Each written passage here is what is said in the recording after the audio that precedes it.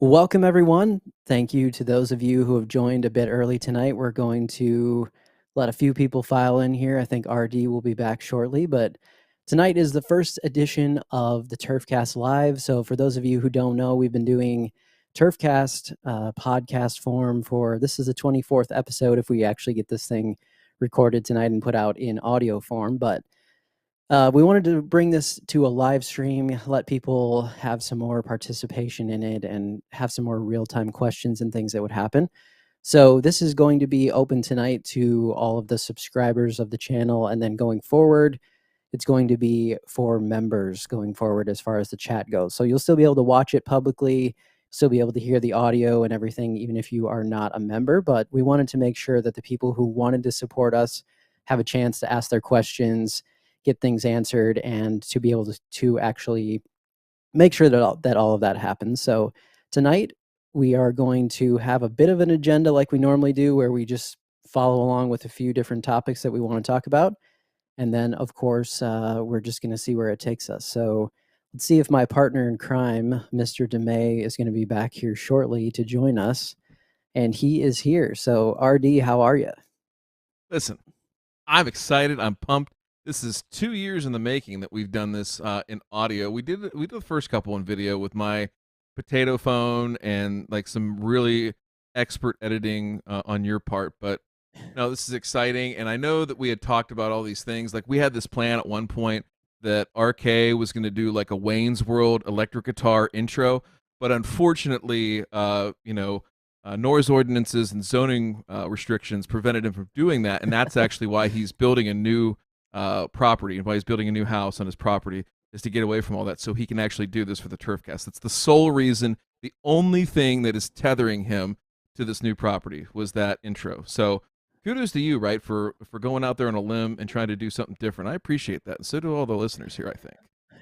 I just always have to do what I have to do for the turf. That's how it works, So tonight I went back to my original Vikings hat too, because I feel like I'm in that lull of the season's been over far enough now that I can somewhat, get back to being slightly hopeful, and then we'll get back to the start of the season.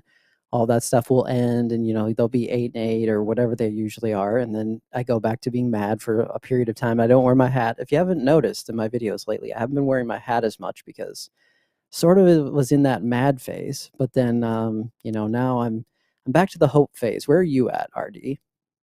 I have tried to completely divest myself of any emotional attachment whatsoever during the off season anymore, because the season is typically so traumatic as a Browns fan that I find myself a little bit more able to invest emotionally during the season if I don't keep up off the season. Although this year's been a little bit difficult, the Baker Mayfield drama, everything else. But you know what? Like, hope springs eternal. You're right. The draft is this week. No doubt that I'll be excited. I'll probably watch that and get a little cranked up. And at that point, it's hard to tell where my heart will be. I really do look forward to football season. My son was asking a bunch of questions about it this past weekend, and I told him a few weeks ago. I said, "Hey, listen, buddy, I got to tell you something really important." And he said, "What? What is it?" I said, "Well, Baker Mayfield's not going to be the quarterback of the Browns anymore." He was like, "Oh, good, he stinks."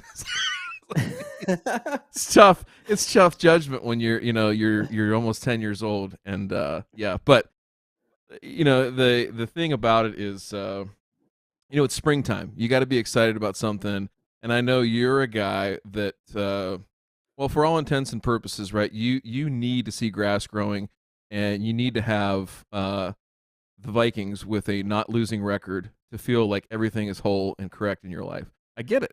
I understand it. Yeah. Right? Well, I'm trying. Unless this spring, maybe not the best spring so far. I don't know what's it been like out there. Yeah, of course we need to go into our traditional Midwest talk of what has the weather been doing. And Oh, do you I have know to? You have everybody, to. yeah, we have to. Everybody has been experiencing the same thing. So it's been really cold. Today it was low, well, maybe about mid 40s again, about 30-mile-per-hour wind. The wind has been absolutely killing us. And everybody that lives around here, and also I know out into the west, it has been an absolutely crazy wind. Luckily, though, up north, I think it was probably North Dakota got like a blizzard again last weekend. So Yeah, that I saw definitely that. is definitely not I'm good thinking there. But thinking of our boy Gravy Lookout of Evan up there, and the first one that came through, he got crushed, and obviously a long time listener. But I think I remember posting the graphic in our circles and saying, "Yep, R.I.P. to Gravy's spring lawn plans," because yeah, he just as it was like all melting, I think he got like 8 or 10 inches, something like that, like ridiculous. So it yeah, has yeah. been a Somebody wild ride. commented and said that they had 5-foot drifts this weekend back on their lawn. So tonight it's supposed to be Yeah. hard freeze though. 28 tonight, hard freeze again. Have you Wow. guys been getting quite as low out there? No, so it's been funny. We've warmed up here. We had some 85-degree temperatures over the weekend, both days. Beautiful weather, beautiful. A little windy, but not too bad. And that's really the warmest days we've had in well over a month. And so uh, everything's behind. Like I was just having this conversation with a lawn care operator pro here just today, and we were kind of discussing the weather and the impacts and everything like that. And so he was saying, from his perspective, he lost 15 days of working time because of rain in the month of April, and we're only 25 days into it right now. So that right there is a huge impact. And if you're a homeowner, right, and you've only got limited time to get this stuff done, right, and get it in, hey, Saturday is the day, come hell or high water. Well, guess what? The water's a little too high, right? And hell is Yeah. definitely frozen over because it is not hot outside anywhere if you're in the Midwest and cool season country, and therefore we're not doing anything on the lawn. So it's been exceedingly difficult from that perspective. And the thing I was thinking about too, and when I was chatting with this guy, I was saying it's probably the most challenging spring if we're doing spring establishment, like from seed, that I've seen in 10 years. There was a period back here in this part of the Midwest in 2012 where it just got hot like right away. Like March was like in the 80s and it was just smoking all year long. So you couldn't really get anything up and keep it alive. Unfortunately, this is the reverse, right? So now we're in way too cold of temperatures and we can't get anything up. And now, next week, RK, it's May, right? So we're gonna have how many good weeks before the temperatures crank up and the heat oven turns on, and now you're trying to manage juvenile Yeah, grass in right. that state. Now, I don't want to be all doom and gloom. I'm just saying you got your work cut out for you, right? If you're doing spring establishment this year.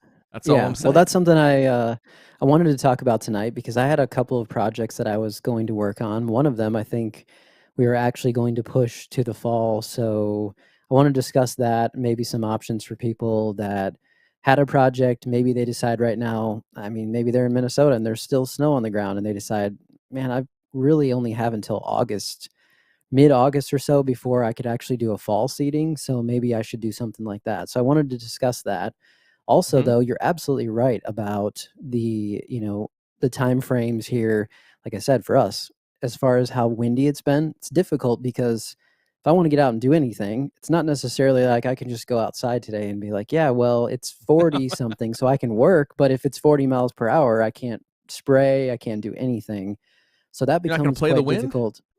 No, no. Oh, I'm kidding. I'm kidding. So Kidding. Kidding.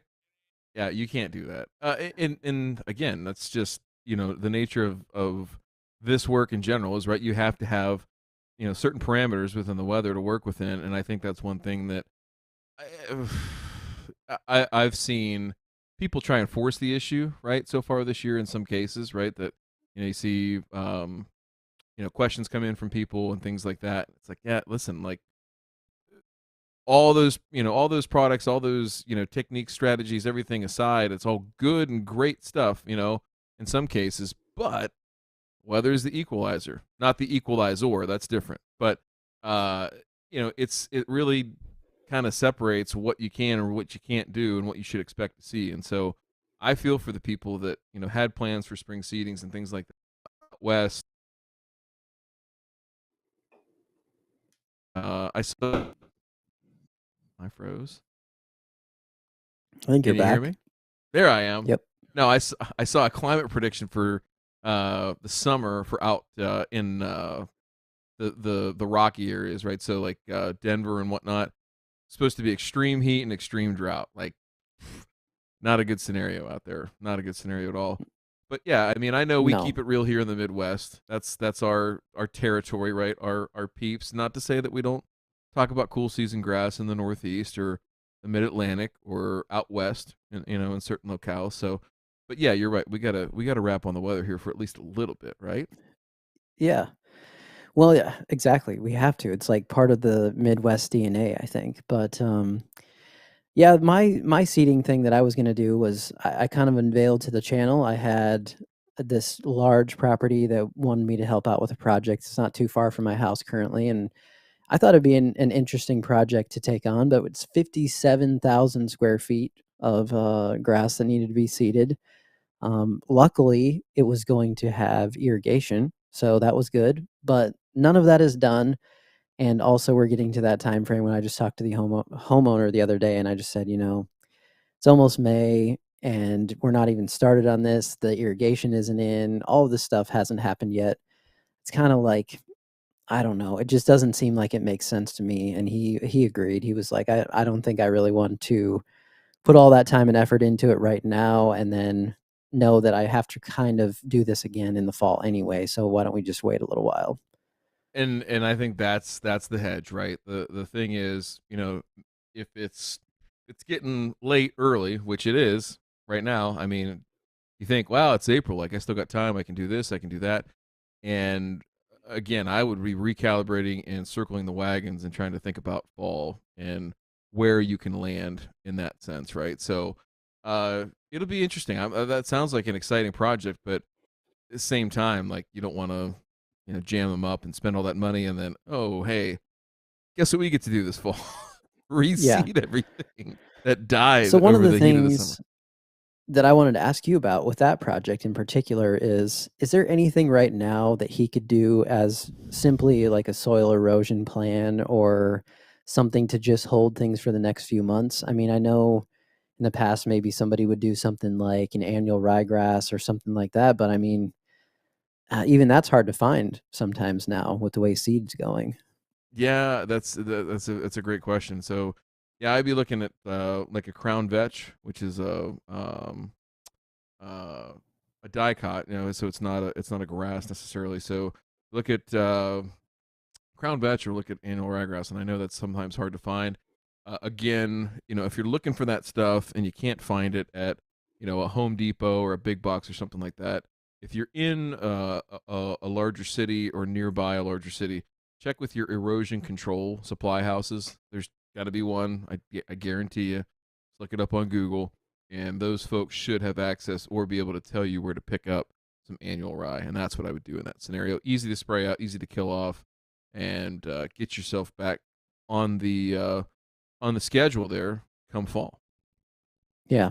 Well, and the bad thing is that even a lot of those seeds that you used to have, it's not even so much that you can't get some of that stuff, it's that the prices of some of the things that you're Oh just yeah, going to basically kill off are not what they used to be. They're not necessarily cheap by any means. So that's part of it too. You have to kind of factor in what's your budget, what do you really want to spend on everything. So yeah, that's true too. I've seen in some cases, not so much in the summertime, but more so in winter and things like that, where um, in the absence of seed, and this happened this past winter here, was contractors were spraying basically soil stabilizers and hydro mulch and tackifiers on bare ground, right? Just to hold that in place and reduce that erosion. So, something like that could work, but I would definitely look at the annual rye and see what can come of it, because there's definitely going to be a lot more folks in that boat of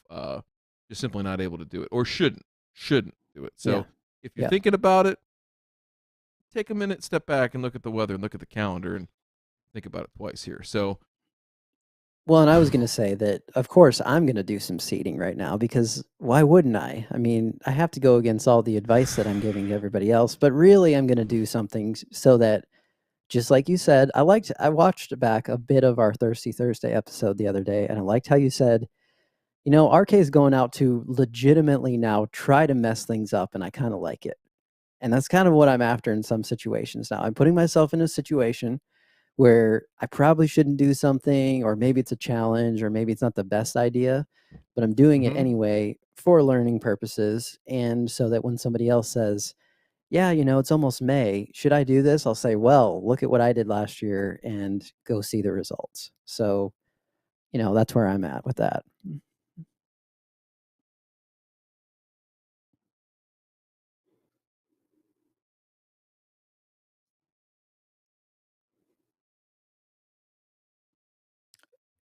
Think I think DeMay froze RD is mid-sentence. frozen. He might come back here. I'm sure he will. So let's look at a couple of questions just while we're at it. Let's see here. Live in northern Illinois, right by the Wisconsin border. Where do I start with fertilizing my yard? Well, I don't know exactly where you're at with temperatures right now compared to me, but essentially, as soon as you start to see some green up going on, is when you can decide, maybe a low dose of fertilizer at that point. It's also going to depend on your fertilizer from last fall.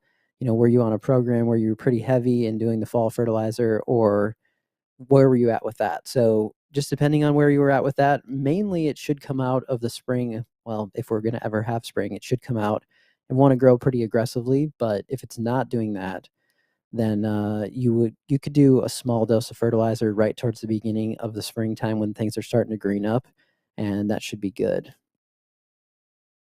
Let's see. Let's look for some other ones here. Can you help with seeding on a slope, top dressing for washouts, rain, and the benefits of using surfactant? So let's talk about seeding on a slope.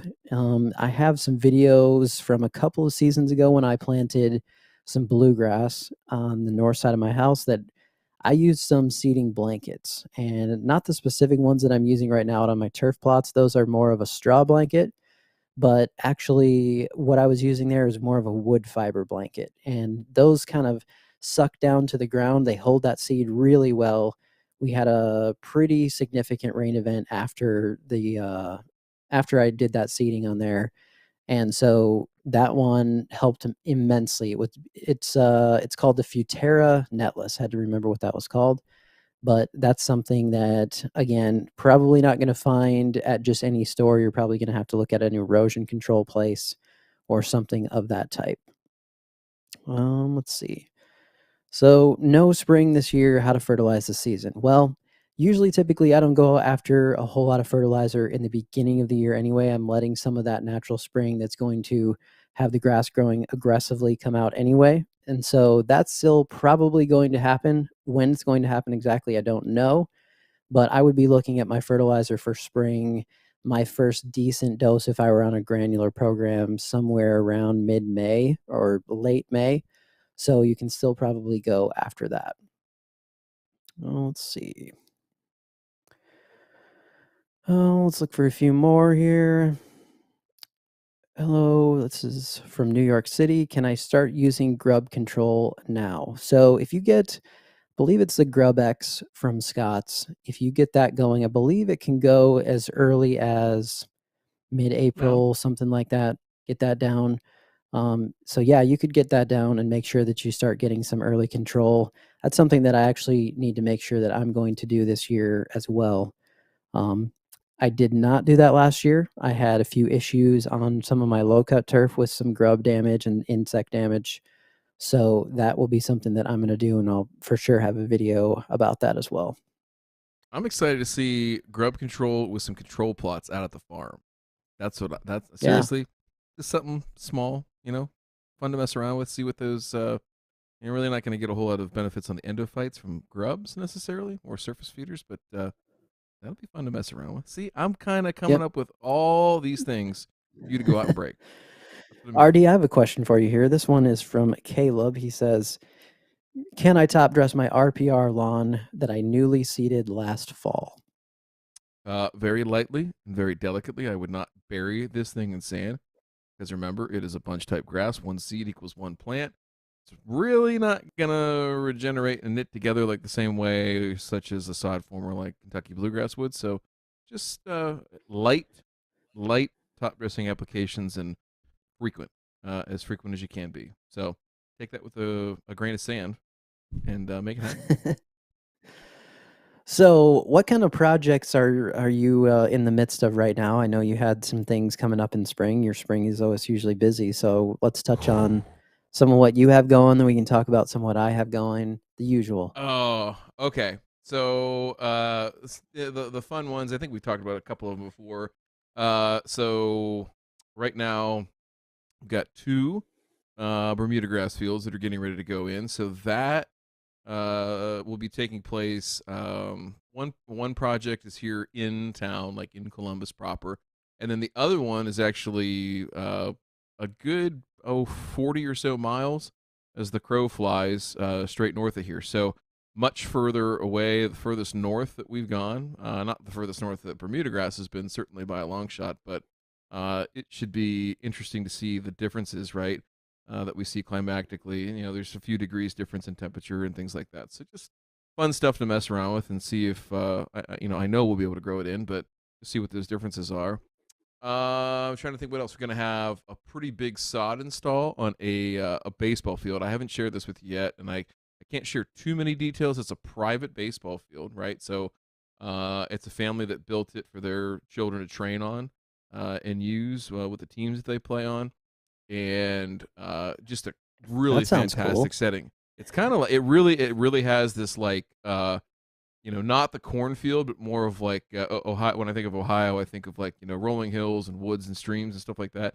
It's kind of got that feel of a baseball field tucked back in this little spot out in the country. Mhm. So it's a really cool thing. So I'll share some stuff with that coming up as it gets going. But we got some irrigation install out there next week, and then sod, and so that's going nuts. And then just a lot of planning, a lot of folks that are trying to take the right steps and do the right things, and it just takes time, to get those things down and teach the basics. A lot. I'll tell you the most encouraging thing I've seen is that we've had a couple of clients, and the labor market, RK.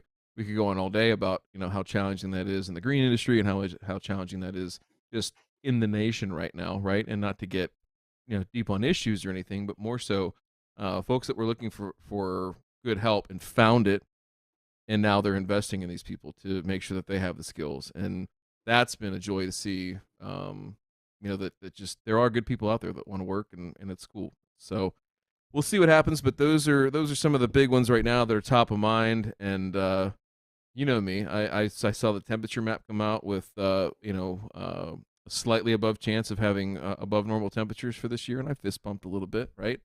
So all those cool season fields I have, RK, there's plenty of fungicides and plant protectants out there that I can spray, but I can't make it hotter and I can't make the sunshine any brighter. So take that Yeah. all day long for those warm season grasses to get going, and be the idiot in Ohio that continues to try and grow them up here. And I don't know. I think I'd Well, like you're to in a think I'm very moderately successful. unique situation now because you're growing both grass types. So in the middle of summer, you want it to be hot, but at the same time, you don't want it to be that hot in certain situations. No, and that was the case last year where we had one project that was bluegrass sod, and the other one that was Bermuda grass sprigs, like 15 miles apart. So equal, hand wringing and like, oh god, like look at those nighttime lows. This is not good. This is going to be bad. And then same time thinking, all right, hey, those nighttime lows, that Bermuda Yeah. grass, it's going to respond. So it just it is what it is. I enjoy all of it, and you know me, right? I enjoy being in those uncomfortable situations of back against the wall and you got to grow some grass, get your way out of it. So Yeah. it's fun. Yeah. It's the masochism that I expose myself to professionally. Was that the field, the Kentucky bluegrass field that you were talking about that you had to lay out a large fungicide budget for when that went in because it was in the middle of summer or something like that? Yes, yes, Yeah. yes, Yeah. and That's honestly, we did not use. I mean, I bet you we used maybe not even 70% of that budget, and it wasn't like overshot to the moon. It was just like, hey, in case we need this, we got to have budget set aside, and just managing those apps effectively through the year and watching the weather and everything like that. So I think that'll be if you're in the fungicide spraying business, right, for your home lawn or whatever else you're taking care of and watching us, the weather and understanding sort of the incidence of disease that you'll see in certain weather patterns, and really learning that, and learning, right, RK, we've talked about this a lot. If you listen to the audio format, being able to correctly identify the disease that you're seeing, right, is so crucial. So there are some early apps that are coming up. Like if you, we can talk a little bit about Summer Patch here coming up here soon, because that's going to be one, if you have Kentucky Bluegrass, that you definitely want to stay on top of. You can make some early season applications. Dollar Spot's another one that we can definitely see improvement by making early applications, right, to reduce the amount of inoculum or pathogens that are present, right, such that, when we do get weather that's conducive for it, maybe it doesn't flare up as bad or flare up as quickly, right, as we ramp up through those weather cycles when dollar spot could occur. So just different things like that, management techniques and whatnot. It's always fun to talk about the minutia, right, and that's what we're here to Yep. do. So what other questions we got? Well, I wanted to give a quick shout out to Brandon Clifford. He gave us a little donation here. Said, "Love the insight RD brings to the table. Thank you both." Thank you, Brandon, for that. Thank you, I Brandon. think there was another one. I'm trying to scroll through here. If I remember, it was Carl Wim. Wims. Carl Wims. Carl Wims is in Central Ohio. He's emailed me before. Great guy. He's actually in. I don't want to give him. I want to give him away. He has a close affiliation with one of the schools that I do work with, and not like works there or anything like that. Nothing untoward, but yeah. So Carl, thank you. Appreciate that. Gotcha. So yes, he says he's in Central Ohio here, starting year 3 on my 5-acre lawn. Started from a cornfield, and it's been a trip. So yes. Yeah, that's kind of what I want to talk to RD about tonight, and some of the things I'm dealing with on my former cornfield. I was gonna say you and Carl might be able to be the first 2 founding members of the support group of. I decided to grow grass in a cornfield, and now here I am. Mm-hmm. Yeah, that's about where I mean, things are going better than I would have anticipated. Let's put it that way. I saw that photo, that drone shot you posted the other day. It looks great, dude. I mean, literally, it's a freaking, there are campsites in national parks that are less primitive than what you've got out there right now. Yeah, you got some equipment, you got a trailer and everything like that, but you're doing fine. All right. I got to talk you off the ledge. This is where you come in for, the self-help talk. You've got this. It's going to be fine. Okay. No, actually, I'm doing better than anticipated. Actually, I feel pretty good about where it's at right now. The thing that's been a struggle, which I just showed on my last video, has been the Kentucky Bluegrass. Very typical. I went back and looked at some of my photos of my Kentucky Bluegrass projects that I've done here at my house currently over the years, and all of them pretty much look the same for the most part that first spring. Just they take quite a bit of time. They don't have the greatest look, but this was seeded so late out there that it's starting to struggle now by being taken and overtaken by some of those weeds and some rough grasses. I haven't identified everything exactly as it is. I just know that's something I don't want, basically, is what I'm identifying. Spots here and there. Nothing terrible. Okay. See, it's okay to be critical. You just don't need to beat yourself up. We're good. I mean, no, we're good. Yeah, getting that KVG to look good at first spring out of the gate. How late did you seed it? Oh man, had to be close like late October. I'm trying to. I was gonna say I thought it was like late October, almost mid to late October. It was like right around the beginning of October. It had maybe a month, I would say, maybe. Yeah, I don't know. I've seen farmers have different lore around when and why that. And there's a guy not far away that swears by doing that late-ish, like October seeding, and those fields are always like ready to harvest in like 11 months. Like it just and he'll tell you the same thing. It looks like crap coming out in spring, and then I'm not going to say slamming nitrogen, but he's probably doing close to 3/4 pound a month in the springtime just to get it to really fill in and get dense, and then backs off and kind of just coast in towards harvest time. So it's all good. It's all good. Yeah. Well, that's where I'm at. I'm starting to. I just did an application again of fertilizer a few days ago, and that got watered in, I think, over some rainfall, so that's good. But then I'm going to start doing more of a spoon feed coming into here. So yeah, I was going to ask you though, mainly about weed control on such a young plot like that. What should I be looking at? What should I not be looking at? Is there anything, you would say, oh, I would stay away from, or, everything is fair game at this point?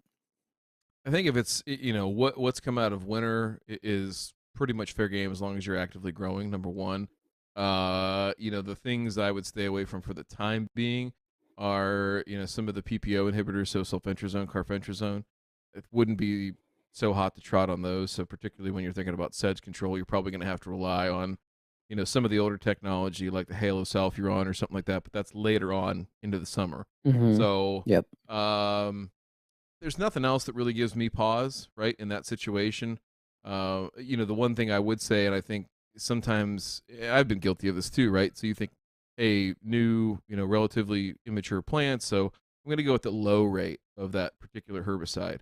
And what I would say and caution you is, you don't want to miss, right? You don't want to swing and miss and have to go back out and make another application of that herbicide at a low rate. So, mixing chemistries, right, to make sure that you get good weed control and making sure that you're identifying the species of weeds that you have. I'll throw a link up. I'll have J Pink. Have you introduced our illustrious non-Emmy winning producer in the background? No, I don't think we have. That's shame on me. So J Pink, who is also helping to produce many other shows right now and does a fantastic job, is helping us on the back end to keep this ship going in the right direction. And so we thank him very much for that. He is. He's a great resource, and uh, he literally is the one who's holding this all together. We are merely. Oh, look! He's telling me he's going to drop me. He's going to mute my mic if I keep talking about it. Yeah, I saw All that. right, J Pink, go ahead and throw this link up if you could, real quick. And so if you're looking at weed control, I would highly, highly recommend you invest in this particular publication, brought to you by the fine folks at Purdue University in West Lafayette, Indiana. It's also contributed to, I can't remember, there's a whole list of people on that cover, a bunch of the land grant universities around the Midwest. It's a great book to have if you're really, So especially cool season country. But the PDF version is great because you can search it super easy. There's a hard copy version for $20. I think the PDF version is slightly less expensive. Absolutely fantastic piece of literature to have at your disposal. So I highly recommend you check that out. We get I nothing for that. just uh I just actually remembered that I have this somewhere and I don't know where it is, but my wife will find it because she finds everything that I can't find. And She has your she goes, filing "Oh system yeah, figured out. I know where it is. We'll get it back out." But Aaron Patton, I believe, was the author on Yeah. there. I Yeah, think he's the he author. Yeah. actually sent that to me last year very nicely. He sent me a letter and said, I think this might be helpful at your new place. And I believe it's going to be coming up here. So I It just need to is. find that and go through some of the things. It's a fantastic resource. Aaron is probably one of the best turfgrass extension folks, and he's a professor there of turfgrass and really well-rounded guy. I mean, a lot of times, and not knocking academic folks and university folks, but they usually have like a very specific, niche within the discipline of turfgrass management.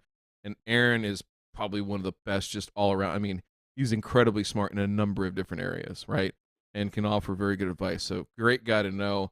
And this publication covers just about everything. So I will Hmm. plug it all day long. I get absolutely none of that. So give it your money to Purdue, give your money to Aaron Patton and the rest of the land grant professors and folks that help put that together. It gets updated, I think, every year. So if new herbicides come on Yeah. the market, they talk about the efficacy of different herbicides relative to certain weeds.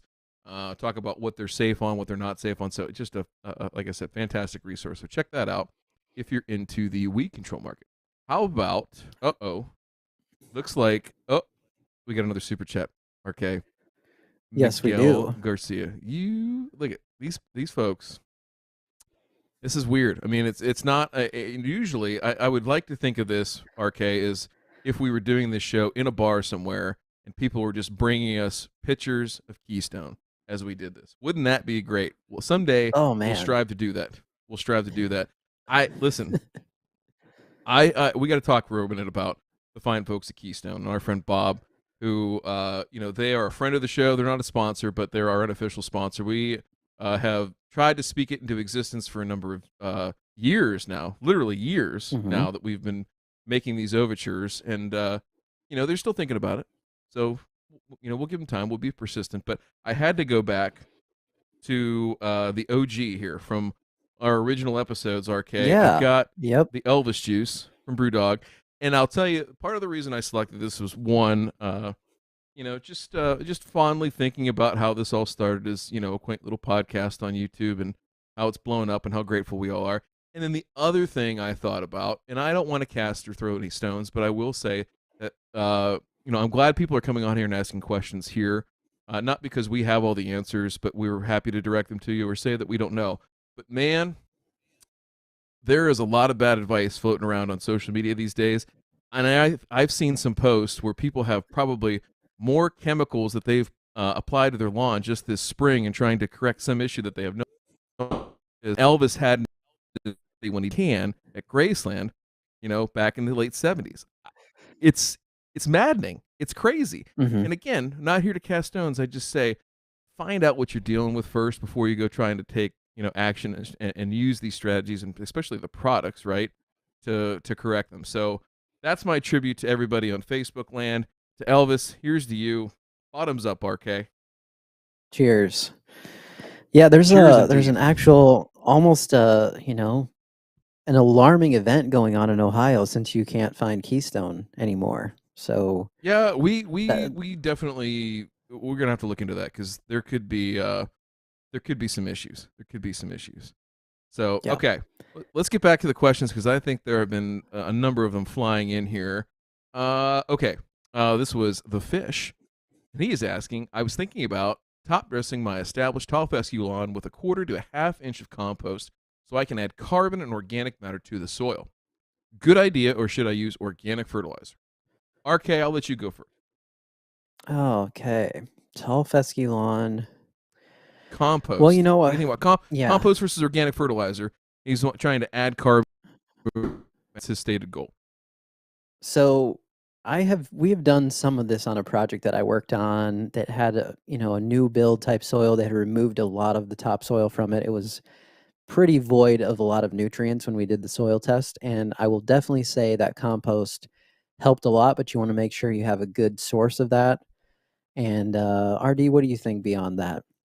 I was just gonna echo your sentiments there on having a good source, number one, right? So finding good finished compost that has been composted all the way. There's no more free ammonia or things like that that could possibly hurt the lawn. The other thing too is if it's composted at the correct temperature, it should right render any weed seeds that are in there non-viable, basically, right? So that is a crucial piece of that.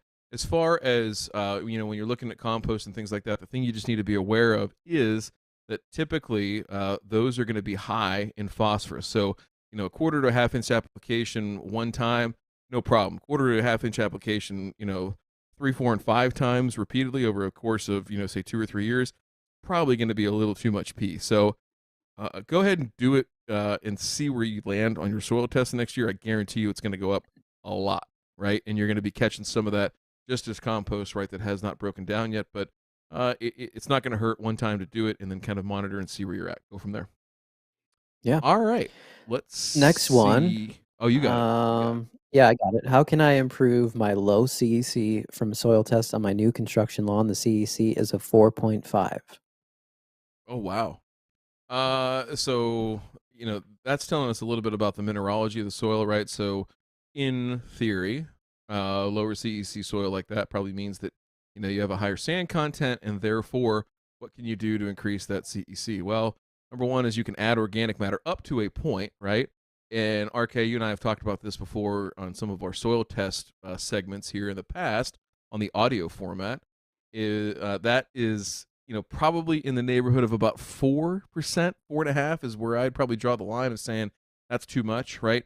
And what that means then is that you can help kind of push that number a little bit higher, right, in terms of CEC by adding those materials to the lawn, right, from an organic matter standpoint. However, you're probably never going to get to a point where you can go out and make what I would call soil loading type applications, right? So you're applying a pound of P or a pound of K at any given point, right? You need to think about the way that you're putting together your program. And so really what that means is lighter and more frequent applications are going to be in store for you. So just be aware of that as you make your plans, and keep it top of mind. Yeah. Yeah, I don't think that's necessarily such a bad thing. I mean, from my experience in terms of once I switched to more of a program like that where I was doing smaller amounts and more often, things just stayed a lot more consistent. You have a lot more control. You don't get as much, of a surge of growth from a fertilizer application or anything like that. So, I mean, I don't mind that type of program myself. Let's see what else we got here. I think there was one ammonium sulfate to lower pH. I'm at a 7.15 in Northwest Ohio, or should I not worry about that since I'm close to the ideal range? You could still use ammonium sulfate in that situation. I think it would be totally fine. Yes, you are pretty close to, that 7 range, but that would still be totally fine to use that. Is it okay to lay sod a week before a large party? Will all the walking kill the sod? Well, definitely would not be ideal to have that amount of traffic on the new sod if possible. I mean, a lot of times you're going to see this, and I think RD would say this too, that a lot of times sod gets laid for a sporting event or something you might see in a professional situation, and that's specifically probably likely for that event, and a lot of times it hasn't had a lot of time to establish, but if I were paying all that money for my yard and doing sod, then I would try to not have a whole bunch of traffic on it right away if possible. Let's see what else we got. Go back down here. Castleberry is here somewhere. He wants to know if I'm drinking a Dr. Pepper, and it is definitely not a Dr. Pepper, but I bet you are right now, so cheers to you. What else we got? Steve Darcy wants to know. Let's discuss the plan for the K31. So, if you didn't see that video, I think it's titled "Planting the Worst Grass Seed Ever," something along those lines. And I picked up some Kentucky 31 here locally. If you don't know what that is, it's a very old type of tall fescue, one that I probably never really wanted to plant, but so many different, you'll just see comments here and there that'll say, "Oh man, Kentucky 31, you should just plant that. You should just plant Kentucky 31." And I don't think that people have bad intentions with that, but maybe sometimes they have some old school mentality on Kentucky 31. So I decided let's plant it right next to the good tall fescue that I have out there and see what it looks like. So far, although I haven't been out to the new place some 4 or 5 days, something like that, I did not see any growth on it yet the last time I was out there, but I would assume starting pretty close here. So let's see. Someone said you actually drink Keystone. Yes, by choice. Okay, Very can good. we, because we might have some new folks, right? So I know we have a lot of loyal audio listeners, many thousands of you, and we appreciate that. So the story goes is that RK has always has there ever not been a time that you've been a fan of Keystone? No, No. always and forever. Your Mhm. one true love. Okay, Yep. so uh, RK started early and often trying to, just like any good enabler, trying to get me to try it. And finally, I don't know, maybe just a month or two after knowing him, I was like, you know what? I'll try. $10. What's it really gonna hurt or set me back? So I did it, and let me tell you, folks, and I'm not getting paid to say this. I'm saying this out of the bottom of my heart. One of the most crushable beers you can drink, and not only that, not only is it crushable, right, but you can drink anywhere from 3 to the whole entire 15 pack. Not that I advocate doing that, but if it so happens, right, and wake up the next day and still feel like $1,000,000. It's true. It's a proven fact. I've talked to multiple people that this phenomenon has happened to, and I don't think it's inconsequential to mention it. So, Yeah. all that being Some would said, say some would say that there's enough water content in there that, maybe it doesn't do a whole lot of damage to you, but we're not gonna say that. We're just gonna say there's goodness in there that makes it so that you can drink a lot of it and not feel it the next day. So, I don't know. To me, I started drinking Coors Light, to be honest, back in the day, and then I was like, "Well, this doesn't seem that much different, and it's a lot cheaper, so why not go with this?" And then it's all downhill from there. Just is. It is. It is. And so, hey, listen, all I'm saying is make the investment, try it out, see what you think. I think you'll be impressed. Okay. Don't write it off because you think it's cheap beer or this or that or the other thing. Just give it a shot. Okay. So, good value. Good value there. All right. Let's, what else do we got here? Man, I had a there's a question lot for of you, questions. RD. Oh, go ahead. So, I'm thinking I wanted to ask about what you're seeing in your area, but I'm seeing a lot more weed pressure here this year in general so far.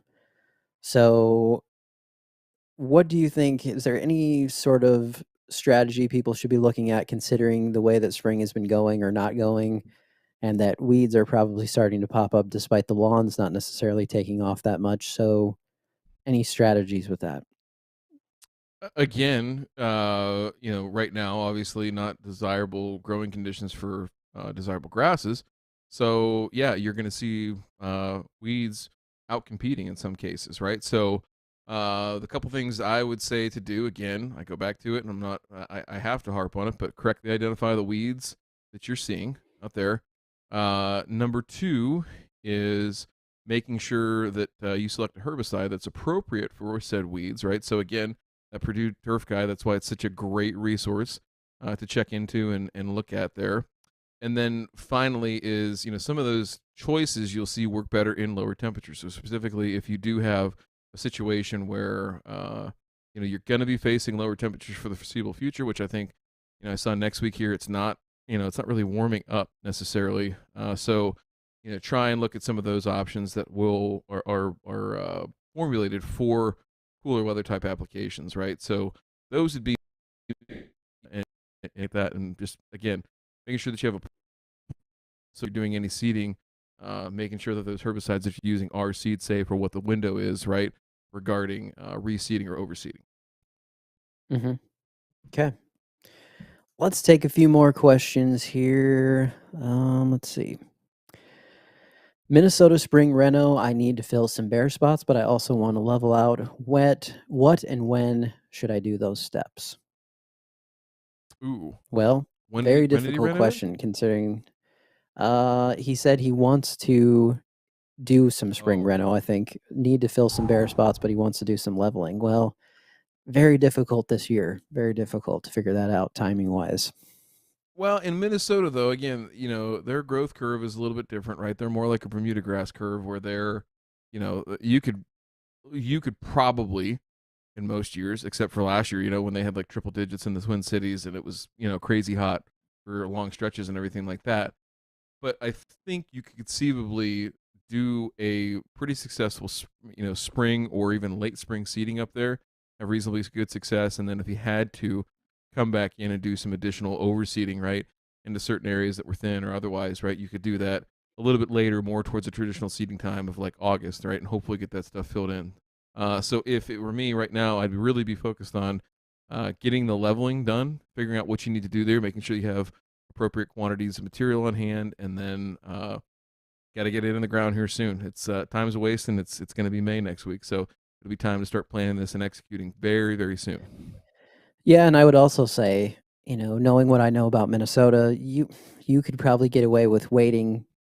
You could probably seed again August 1st if you wanted to, like in certain situations. And it's not really that far away. I know people got really mad at me for saying that in my last video. It's like fall is not really that far away. And they're like, don't you dare say that. It's not even spring yet. But being realistic in terms of when I like to plant some grass seed like Kentucky bluegrass or something in more of the heat tail end of summer when the soil temps are up and you can get some good growth out of it without having to wait forever in the fall, you're not that far off of that.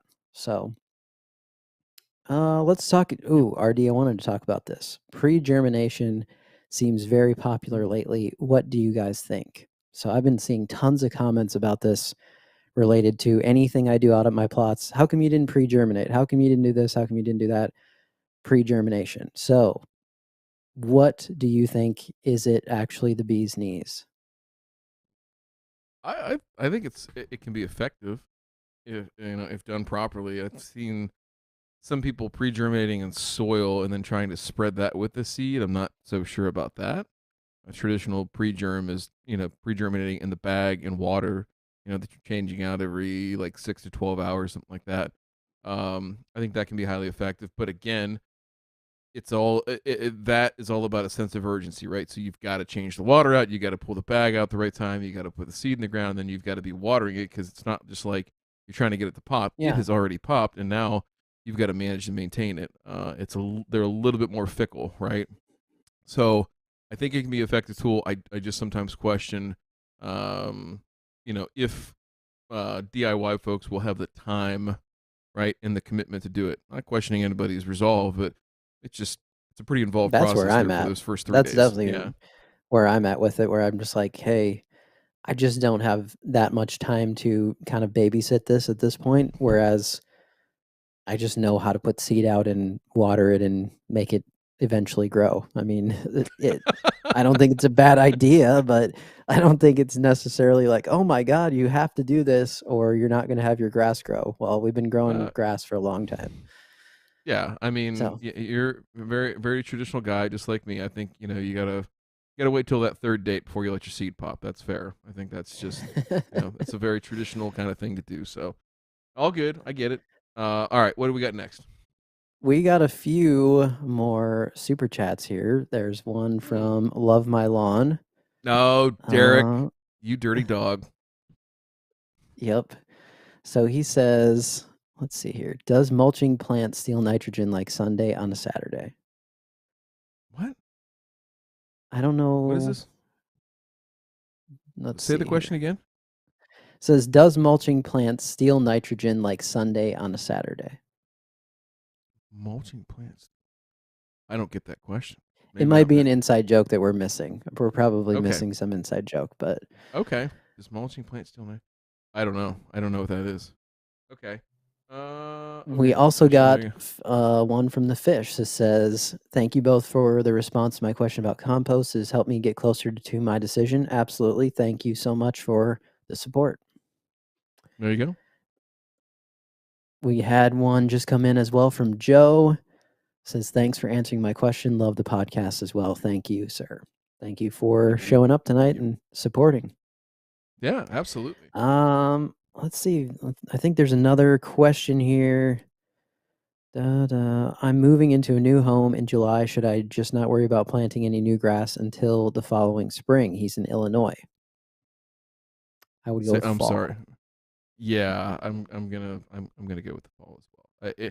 Illinois looks like they're gonna have another tough summer. They've had, I think, gosh, like 3 in a row. Quite honestly, in point south of Chicago, it's not been very good grass growing weather out there. So I would stand pat. It's only heck, RK. It's less than 4 months from fall renovation season. How about that? You know, That's what I said, and everyone yelled at me. But I'm fine with it. I can live with it. yeah. See, the All thing right. is until I start growing some Bermuda, I don't really like summer weather personally. I want it to be warm, but I don't want it to be 90. So, You have to move somewhere else. Maybe out in the country it won't be so gosh darn hot. I don't know. All right, let's see here. All right, Tommy D, love the content and the channel. Question: do you recommend sand for grading leveling on a slight hill? My front lawn is not flat. Lawn slants towards the main road. Um, it depends on how well established your turf is out there, Tommy. And the reason I say that is you're gonna need something for erosion control, right? So if you have a bunch of bare spots and you try to throw down a bunch of sand on any kind of slope, you're gonna get material that moves across that slope and down towards the sidewalk, and that could be bad. So I would just caution you and make sure that you have a good thick full stand of grass before you start leveling. I know that sounds kind of counterintuitive, but you can start right if you have some really really bad areas. Maybe start with some soil and start patching those with seed, right? And then it might be this fall kind of thing, might be a next year kind of thing, but take the long game approach, right? And get yourself ready to get that sand down and use it to the maximum advantage. And, well, quite frankly, not have to be shoveling a bunch of sand off the sidewalk because that doesn't sound fun. Just doesn't. All right. This is a good question here. Okay. Go ahead. Go ahead. I was going to say Paul Castleberry thought this was a Dr. Pepper. No, sir. This is not. I am not Forrest Gump. I'm Forrest Gump's fatter brother, and I drink beer instead of Dr. Pepper. I'm sorry. All right. This is from Andy. It says, a little off topic, but the wind is sending all my landscaping mulch into the yard. Any products that might be available that helps the mulch stay put? There is a mulch. That's actually a good question because I'm having the same problem, to be honest. So, let me see here. I've never used this product. I just searched for mulch tackifier. So that's TACKIFIER. Search that. There's some powders, some different things you can get. I would take a look into that. I don't have a great answer for you on which one might be best and what kind of application methods that you have available to you, but take a look at that. I know that those have been used effectively in certain situations in very windy climates, right, with mulch and landscape beds. So, and from what I hear, with pretty good results. So, I'll look one more spot here, but go ahead with the next question. If I find something, I'll have J Pink throw it up in the chat. Yeah, well, I was gonna say for me, I like the look, especially in my front yard. I have that one tree that has a nice flower border around it, and I like the look of having the turf sort of straight, even, depth wise with that. But it has become quite a pain with the wind. I'm seeing a lot of the mulch come out of there constantly, and real mowing around there becomes quite an issue with all that mulch. So if I were to be staying here longer in the future, I'd probably build up some sort of border around that that's taller, even though the look might not be exactly the same. I think it would help keep everything in there, but for now, I just sort of deal with it and rake it back out. There you go. Go ahead and throw that link up real quick, J Pink, and show this in the chat. And I'm sure RK can probably put up a link with his Amazon folks and get this out there. But looks like a decent product. I'm not sure what. Yeah, so they're talking here about larger mulches like a pine bark mulch or something like that requiring multiple applications. So basically what they're saying is the texture of your mulch matters, right? The finer the mulch, the fewer applications, probably more likely to, you're having mulch move, right? So I'm imagining that you've got like smaller, finer texture mulch. So take that for what it's worth. $46. Play around, find out, let us know. I don't have any mulch I care about enough to put tackifier down, but I respect the people that do. All right, we had a couple more here just come in. Tommy D, thank you so much for your super chat there. And then Great Green North Lawn Care, thanks so much for the show, keeping me sane after the week of crazy weather we've had. When are we going to get the RD, RK, and Connor irrigation install out on the property? I would pay money to see that. That might have to happen for sure. I don't know though if all of us survive that weekend. I think we'd survive. There's no question that we'd survive. There would just be like we would have to we'd have to have like, in the Real World on MTV where they have like the confession booth, like we'd have to have that set up like in the the storage container there where it's like sweltering ass hot and there's just a camera and a spotlight and we talk and that would be some A+ content for sure. Yeah. No doubt about it. All right, let's see here. I know we're kind of hopping around. I got one for you. Go ahead, lay it on me. Says, what are your thoughts on about me trying to grow Zoysia in Champaign, Illinois? Sure, no problem. You've got a couple different options out there. There's actually a new one. I don't know that it'll be commercially available until probably next year. That's coming out from Mountain View that looks really cool. I don't know the name of the cultivar. Forgive me, and I will take a look. But Myers E52 out there doing pretty well. I'll also see if I can pull this. I can't. I'm not gonna be able to find it quick enough. But I did see some pictures of some zoysia grass fairways down in. Let's see here. Where was it? Oh, Cincinnati. Cincinnati, yeah, it's doing pretty well. The thing to think about with Zoysia, right, is obviously texture. Like it's a much coarse textured grass. And when we say coarse, like the blades are a lot thicker, wider. Like you think more of like some of the old school tall fescues. It kind of has that look. Some of the newer ones do a lot better in terms of that texture and that look and feel and everything like that. But you're gonna have dormant, tan, straw colored looking grass until about mid May, something like that. So just keep that in mind, right? And then it's probably going to start to go off color in champagne.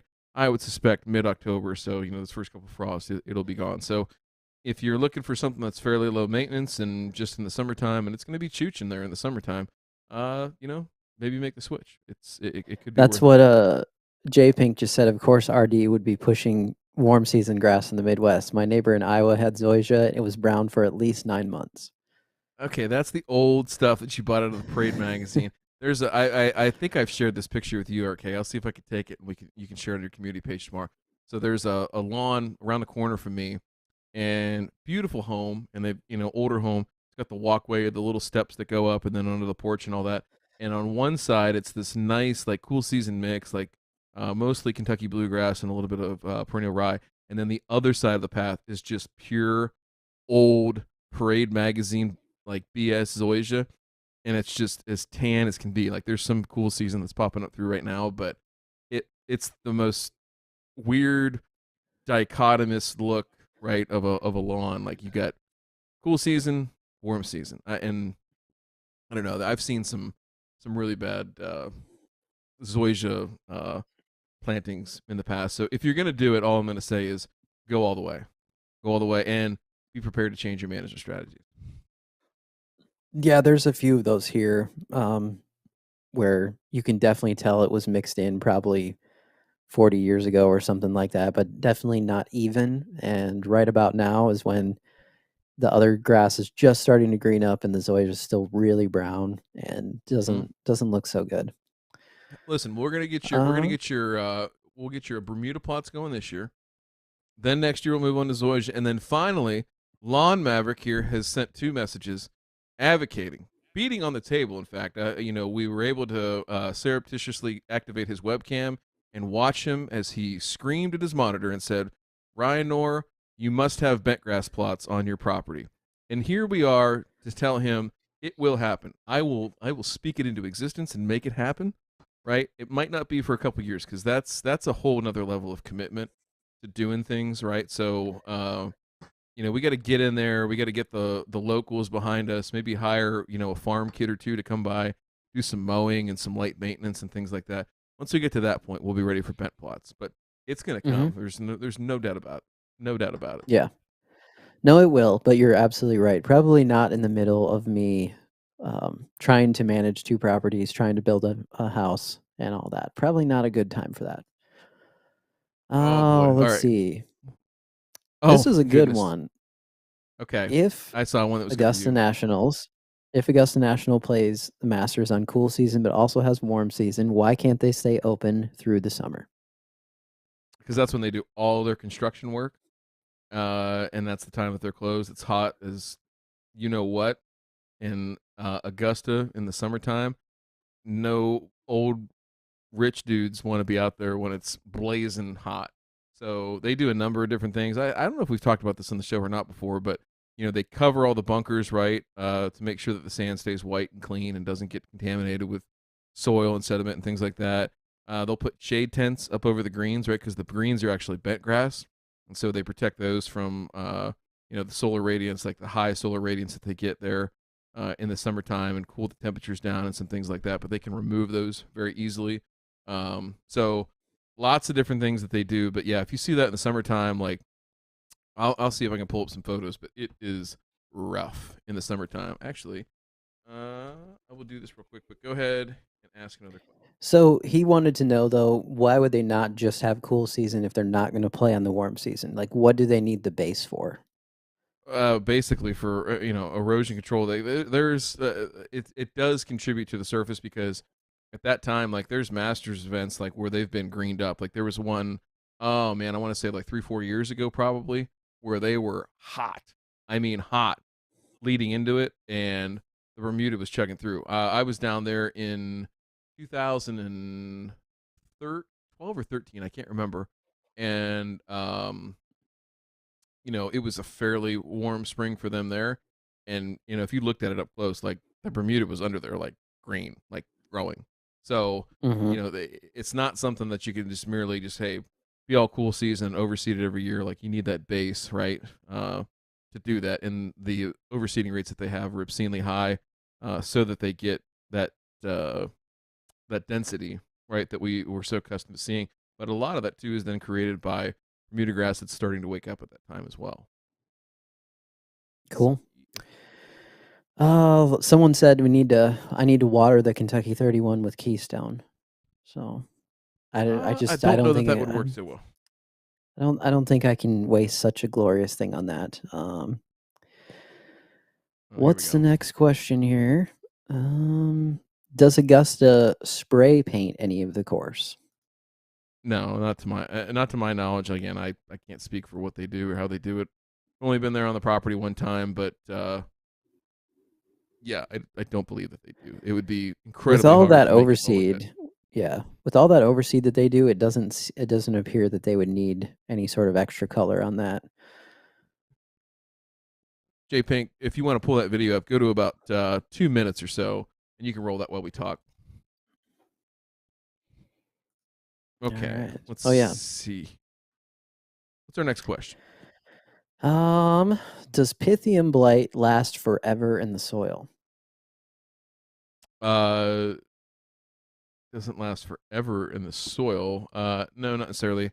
Pause there, J Pink, and we'll talk about this in a second. But no, from a standpoint of how it survives and overwinters and things like that, like it does live. The pathogen itself lives overwinters in soil or in thatch, right? So when it comes out, conditions are right. We have favorable conditions. We have a susceptible host, and then our environment is conducive, right, weather-wise, to having having Pythium. So no, I think I'm not sure from a question standpoint what would help them manage that, but just being aware of weather patterns, right? And I think we've talked about this before, RK. If you add up nighttime temperature and humidity, and those two numbers add up over 150, you are at risk for Pythium. So use that as your guide. Great way to do it. And at that point, you'll be making applications of some type of material to prevent that. But Yep. real quick on this YouTube, you can see here in the foreground here, you've got the putting green on the left. You've got 18 green and 9 green on the right hand side, but you can see they've pulled the shade tents back, right, to let the greens be exposed to sun. But I mean, transition wise, they sprayed out what they sprayed out. You can see where all the traffic was from the spectators and patrons, where that is more beaten down. That Bermuda didn't come back quite as well, right? So this is what she looks like in summertime. But search that title if you want to look and see more Augusta National Magnolia Drive flyover. This is from about 7 or so years ago, middle of July. So take a look if you want to see the makeup off. But there's another good picture of it in October, RK, where it's completely scalped out, sprayed out, ready for overseed, and the entire thing looks like you drop a lit cigarette and the whole place would go up in smoke. So Yeah. pretty cool as well. Yep. Pretty cool as well. We had one here on the Zoysia, said was at a friend's house that wants us to take over treating the lawn. Zoysia has spots throughout. Would I use Pylex every 3 to 4 weeks and seed in the fall? I've never tried to take it out completely. So that'd be trying Oh to take boy. out Zoysia. Out of cool season? Yes. Yeah. So Pylex or the Pylex also triclopyr will help a little bit, right, in taking that out. So um be careful. There's some more questions I would want to know before I gave a real answer, but start with Pylex. That's fine. But yes, 3 apps sequentially, 2 weeks or so apart, starting in about late June or early July. Go through and then be ready to seed, and then just be ready to control it the following year because it will come back most likely. Some of it. Okay. I had a question that I pulled from one of my YouTube comments recently that I thought is we talked about this many times, but the age old question of what to do with POA. And it seems like maybe, I don't know what's going on this year, or if it's just people are noticing it more, but I'm hearing a lot of questions about POA. So, what can I do to control POA in New Jersey lawn? My local fertilizer provider told me you have to have license, or you have to be licensed to use herbicides in order to obtain such a product. So, Uh, I don't know exactly which one they're talking about, but I was gonna say there's a lot to unpack there. So from a commercial standpoint, you really should know how much POA you have. Here's one of the mistakes that folks make. Okay, before we get into licensing issues and such, a lot of folks will say, "Hey, I've got a little bit of POA out there. I'm gonna go out there with product X or product Y," and there's really not that many that are going to be uh, very reliable in terms of their control, right, and consistent in terms of their control. Well, let's just say, hey, yeah, I've got a little bit of POA.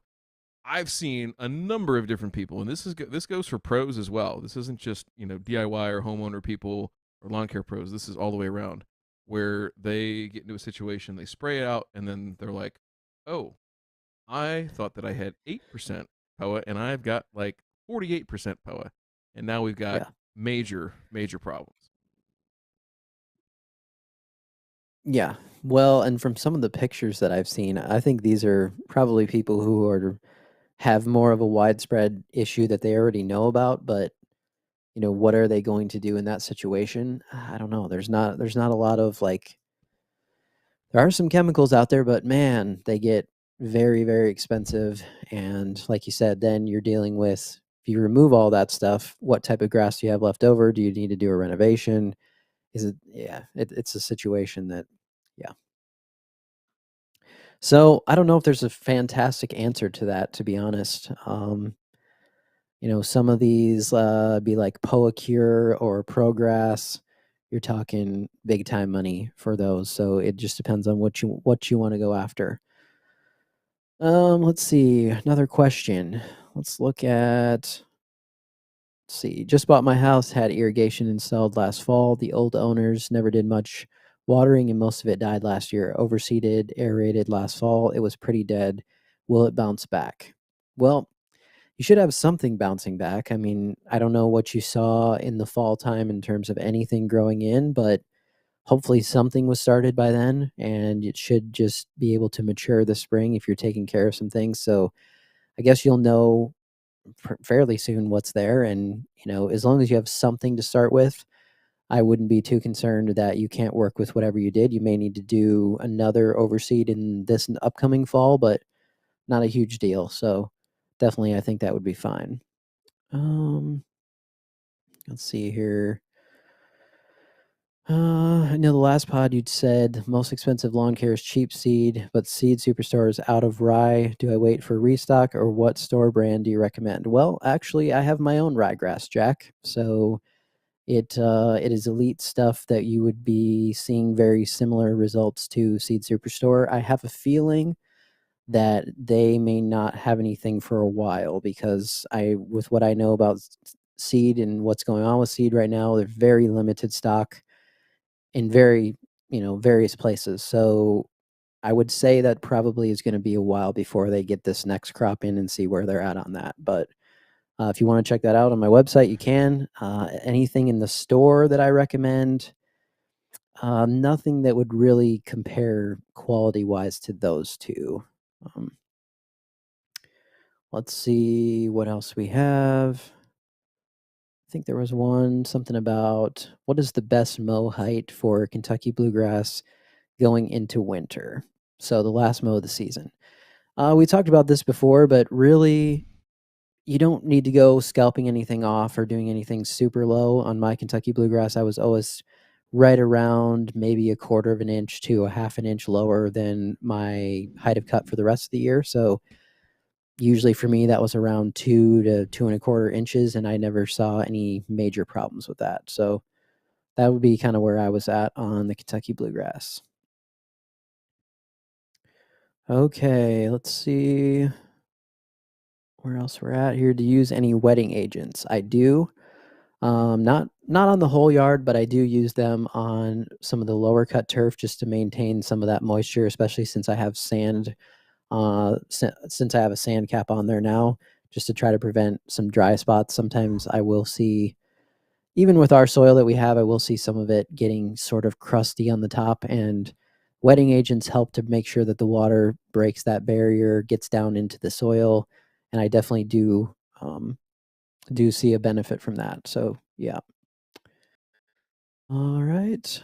Looks like RD is back here. Um, so Oh, another it's question about POA Annua and POA Triv is, do the pre-emergents do anything to help with these? yeah.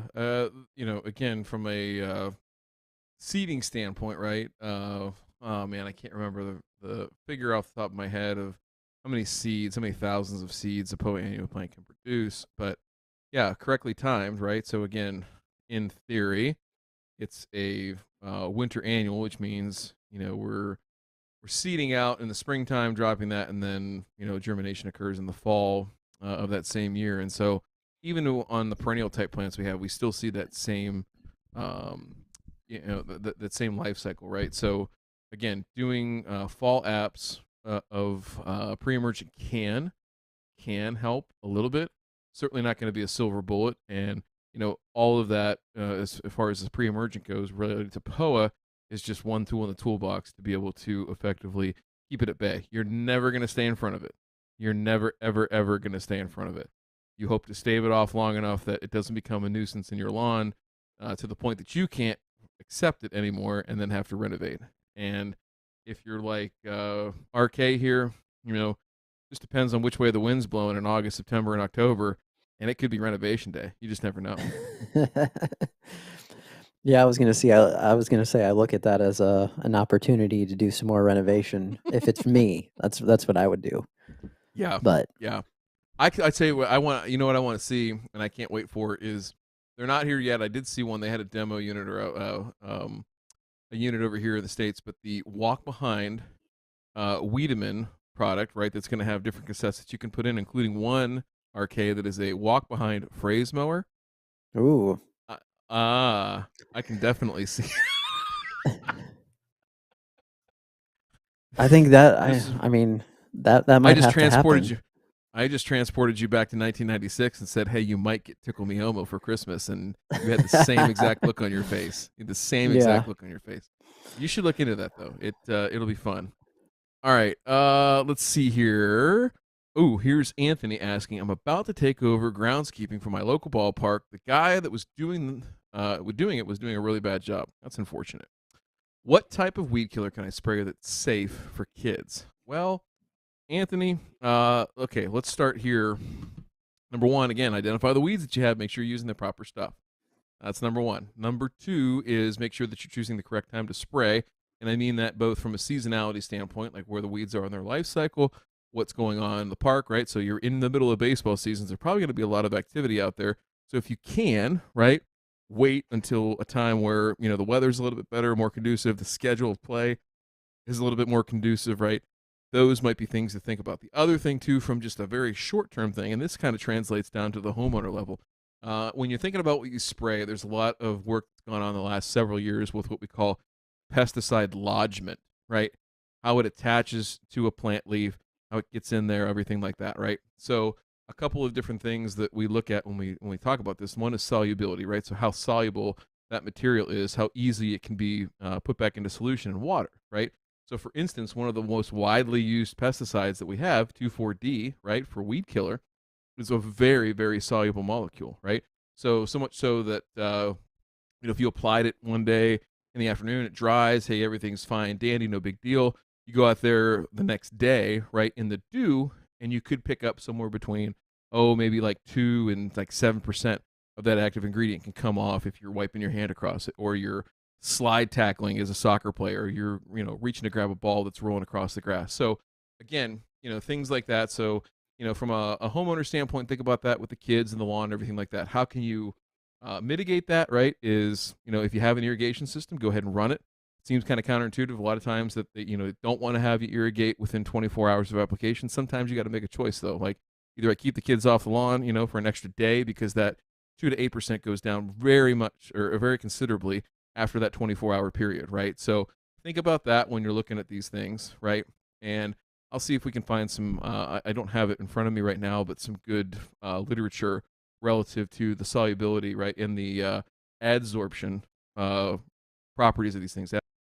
How quickly it's bound up by the carbon in the soil and becomes basically inert or useless. So that's the long story. So Anthony, all I'm saying for you is correctly identify your weed, right? Make sure you have the right product. Make sure that you're applying at the correct time, right? Both in terms of seasonality, the programming, and the games and everything that you got going on the schedule. And finally, don't apply it on Friday if you know you have a bunch of early games on Saturday morning. Yep. I yield my time. You yield your time. Okay. I saw one comment from our good friend, the Grass Factor. He said, "I don't know why both Ryans still have their shirts on." So, Listen, we're trying to you keep can't, this a family show, Matt Martin, you don't have a super chat big enough to get me to take my shirt off on this show. All right. Don't tempt him. Oh, no amount of money will cause me to take my shirt off. Okay, those are for other settings, other times. But all right, what else? How do we get rid of moss in the lawn? Planning on overseeing this spring. Thanks. Again, a lot of people will tell you that it has to do with pH, all these other things. A lot of it has to do with how much water you have at the surface, shade, right? Those two things. So look at your environment first before you go trying to plan an overseed project, right? Do some test plots and some things like that and find out what your issues are, but definitely look at the location in relative environmental factors that you've got going on here. Let's see what else we got here. I saw another one said, "I'm in Seattle. It's very wet most of the time. I took over a lawn for a nonprofit, renovated last fall. I got it super level and smooth. Real mowing this spring. It is a bumpy, lumpy mess from so many earthworms. Do you have any ideas?" I Nothing deal with that's this too. legal or that I would recommend, unfortunately. There are things that people do that are not labeled with certain products to antagonize the worms. I'm not going to list those here. What I would say is a couple of things. Number one, mow dry as much as you possibly can, right? Number one. And depending on what type of reel mower that you have, I would look at either affixing a brush out in front, right, to knock down piles even when they're dry so that you don't get that buildup on your front roller. And conversely, depending if you've got, I'm not sure if any of them actually have the front mounted brush anymore. I think Baronet still does. But anyway, some of these mowers for a while came with counter rotating brushes out in front, right, that would spin opposite of the reel and flick that stuff away before it got to the front roller. So I would be more inclined to look at a brush to go out in front of the mower and mow dry. Yeah, this is something that I deal with here. I mean, the soil that we have at my house, for a long time, I've been dealing with that. And for the most part, there's just not a lot that I can do with it.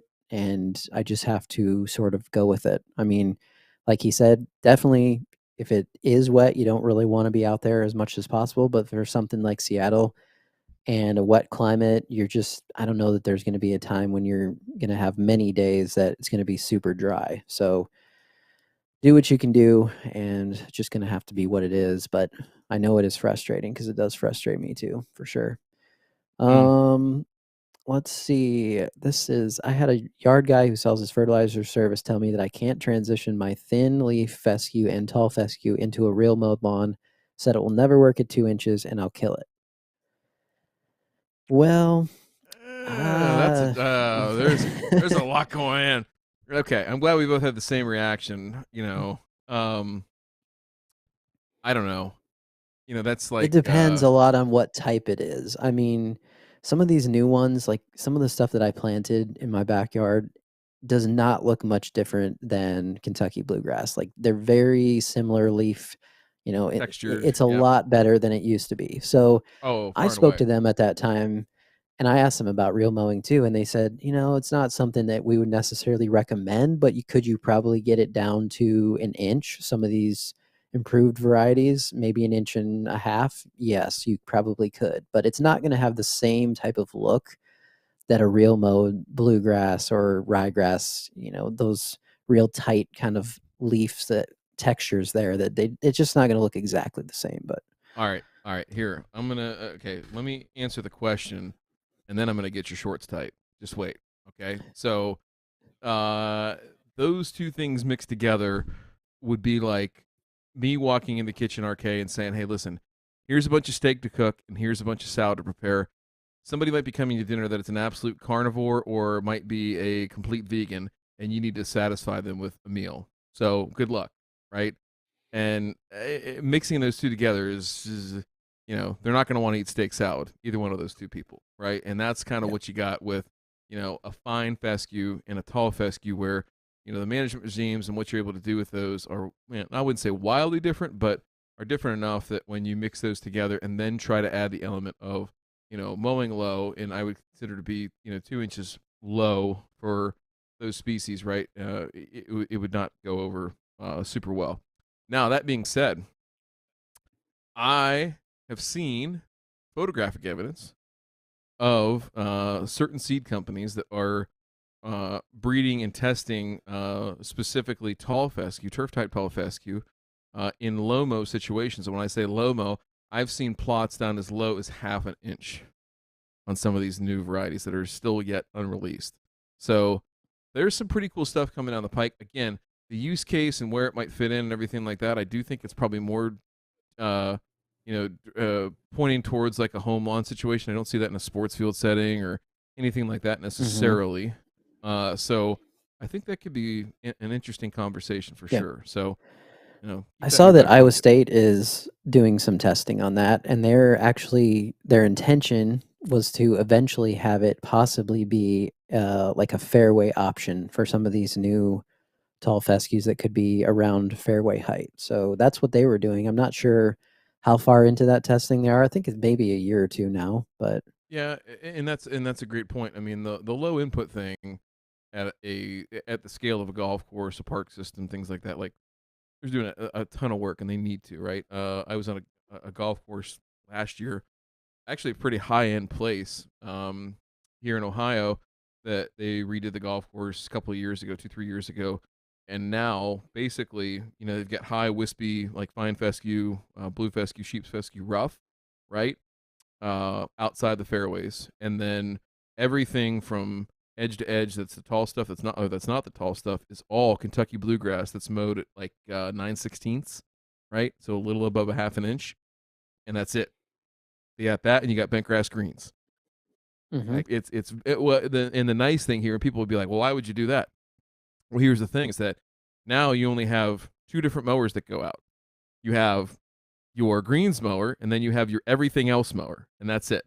Right now, there's obviously multiple mowers because there's a lot of acreage to cover and things like that. But when you start having to say, well, you're going to mow just the trim pass, right, or the step cut that goes around the fairway and the green, and that's just one guy, and then you got another guy who's got a T mower who's just a T height, like it's all one cut and that's it. So Hmm. that's where I think you're going to see a lot more things go right in the way of golf courses in particular. So I could see it's a good point. This could be why they are doing it. Yeah. There was one about, I think it was a question after the POA about, so let's say they do want to do a renovation. Is there a sure way to get rid of that? Or is it something that, maybe you're going to do your best, but there's still something there that you might not be able to completely get rid of? You said POA after a renovation? Yeah, so they were asking about POA as in, okay, let's say we have too much, we have 50%, we want to do a renovation. What do we need to do to make sure that we start over and that all the work that you do isn't just going to end up with POA back there, the next year?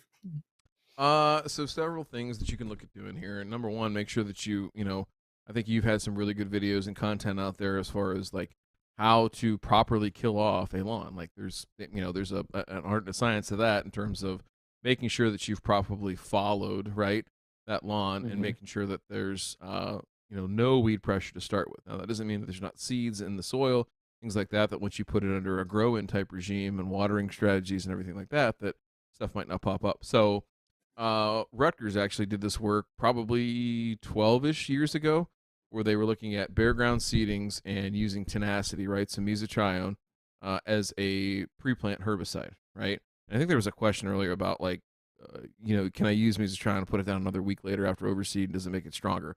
No, it doesn't really work like that. But think about it like this. So in that Rutgers study, it was about, I want to say, a little over like 25%. It was in the 20 to 30% range in terms of POA reduction that first year, but then that went down considerably, down to like single digits the following year, the second year, where they tried to continue to control it right through the fall time with mesotrione. So, a good value add in there for sure, right? So if you know that you have POA pressure and it's ever present, right? Because again, just the sheer volume of seeds that those plants produce, and there's only so much you can do to kill off the actual living plants, that seeds that are deposited in the soil, well, those are going to jump up and bite you eventually. So I would consider the tenacity program, and again, understand that it's not foolproof, and then at that point, look at growth regulator regimes and other herbicides that you can use to try and keep that stuff at bay for as long as possible until, like I said, the wind blows the wrong directions, the Vikings lose, and you get pissed off, and you go out there and say, you know what?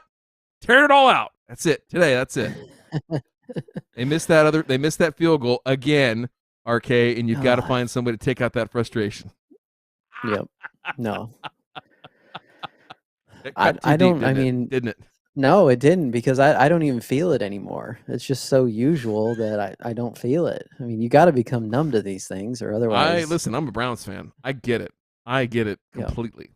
We're the only team that's ever lost because a guy took his helmet off on the last play, threw it on the ground after they missed the field goal, and then they move 5 yards up. The guy kicks the field goal and wins the game.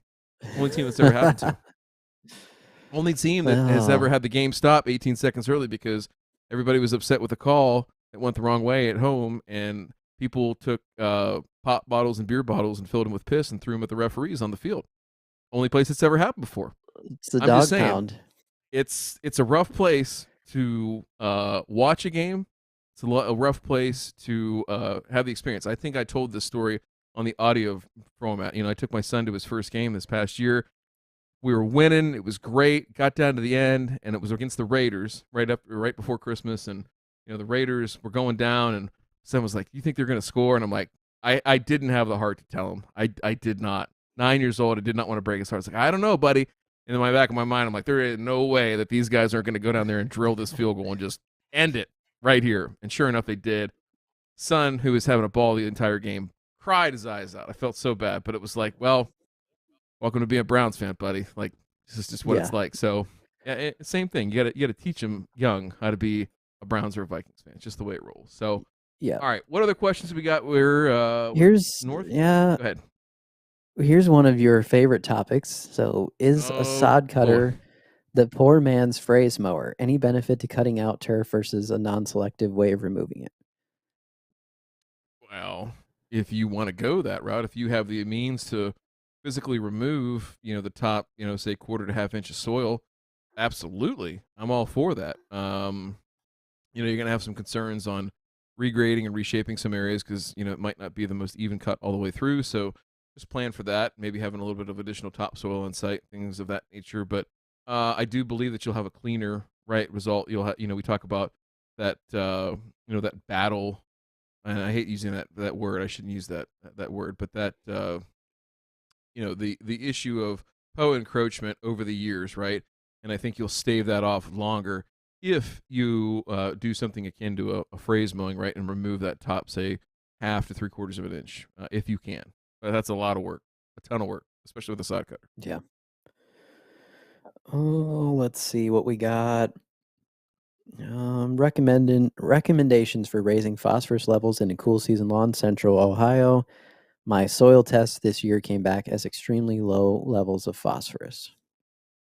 The easiest way, Tony, is just some starter fertilizer, right? So here in Central Ohio, an application of, roughly 1/2 pound of phosphorus in the spring, and another 1/2 pound in the fall would be adequate and sufficient. And then I'd probably go ahead and retest next spring. See where you land. You're not going to hurt anything. And just be careful with that stuff around your sidewalks, your drains, everything like that. Make sure you blow all those extra prills off of those impervious surfaces when you're all finished. Got it. What else did we have? They're flying. Do you see the seed shortage situation getting better next year? I may renovate front yard with something elite, maybe fall 23 after I dial in the soil better, or should I push to do it this year instead? I mean, that's a question that really can't say. I mean, we don't know what the crop will do. this year, I'm actually. so you just don't Did I know. tell you I'm going out for harvest this year? When? June. No. Uh, I'll be out Okay. there. I'll be there for annual rye, and I think some of the tall fescue will probably be being harvested at that point. So I'll be they're early in the process. So it's kind of nice because I'll get to see like every part of it. Right. Never been out there for that before, Mm-hmm. so of course the nerd in me is excited for this tourism trip. So um, I know I It keep is saying it. Maybe I'll amazing. take my camera and record some stuff or something. I don't know. I'll figure it out. Yeah, some of my lowest watched videos, the ones that are the most interesting. Hey, you're fine. All right. No, that was an amazing trip. It was a lot of fun, and just to see those fields out there, and you know, you see here a 40-acre field of corn, and of course we've all seen that, but to see grass as far as you can see, so many Mm-hmm. fields, it's really amazing, really amazing. So, Let's see here. um, Let's see here. Colin Campbell says it's really interesting hearing this stuff. Currently working for a large commercial landscape company. We do everything from sports fields, HOAs, highways, and flood ditches as an equipment manager. Hey, Colin, lots of love and respect to you.